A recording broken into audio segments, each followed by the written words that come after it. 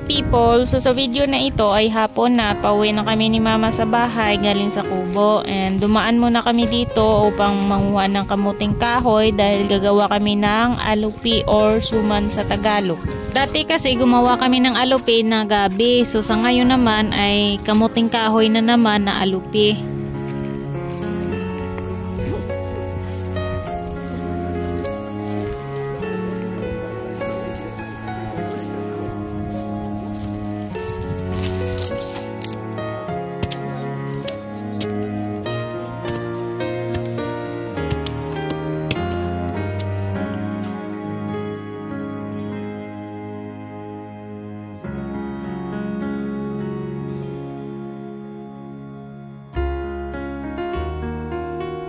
Balik kumuha kami dyan ni mama ng 3 puno kasi medyo madami naman ang laman nito, at pagkatapos nyan ay umuwi na kagad kami. At kung makikita nyo, may mga babies na aso na sumusunod kay mama. Yan ang naging kasama niya papunta sa kubo at pauwi ng bahay sa tuwing nasa eskwelahan kami. Yun na muna ang naging guardian ni mama at inaalagaan niya po yan ng mabuti. Minsan ang ingay ni mama sa daan, nakala mo naman kung sinong mga tao ang kausap, ang mga aso lang naman pala. So ayun, malapit na kami sa sanggutan or kinukuna ni mama ng lambanog.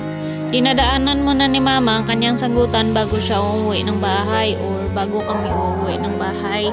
So ayun, nilagay muna ni mama ang kanyang bag kasi aakyat siya sa puno ng lubi. At habang nakaupo ako, napaisip ako kung kailan kaya ako magkakapera kasi ipapaayos ko yung bangka na maliit kasi nasira, para hindi na si mama mahihirapan umakyat sa napakataas na bundok sa umaga at pag-uwi ng hapon. Pwede naman kasi dumaan sa tubig kung may maliit na bangka lang sana, kaso wala din. Kapag sa bangka ka sasakay, magsasagwan ka lang, mas okay na yun kaysa maglalakad ka at umakyat sa napakataas na bundok.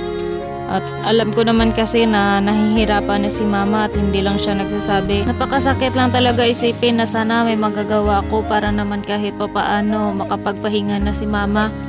Kaso nag-aaral pa ako. So ayun, tinatawag na ni mama yung mga puppies niya kasi dadaan kami sa overflow na gawa sa kawayan. Kaso binitbit niya na lang kasi daw natakot siya na baka malaglag daw sa tubig. Natawa pa nga ako dyan kasi nga tingnan nyo naman ang posisyon ng mga puppies ni mama. Hindi ko po siya dyan natulungan sa pagbitbit kasi nga may dala din ako na sako. Pagkalagay ni mama ng kanyang mga puppies, nasaktan yung brown pero naging okay naman. Nano si mama.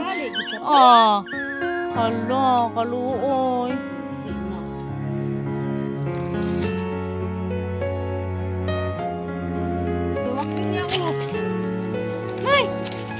So ayun, iyak nang iyak yung brown dyan kasi nga medyo nasaktan siya nung nahulog siya doon sa overflow na kawayan, pero naging okay naman po siya. So ayun, paakyat na kami sa napakataas na bundok at ito rin yung palaging dinadaanan namin papunta sa kubo at pauwi ng bahay. Especially si mama, araw-araw naglalakad mula umaga at pauwi ng hapon. Panoorin nyo rin po kung paano umakyat ang mga puppies ni mama sa mga bato.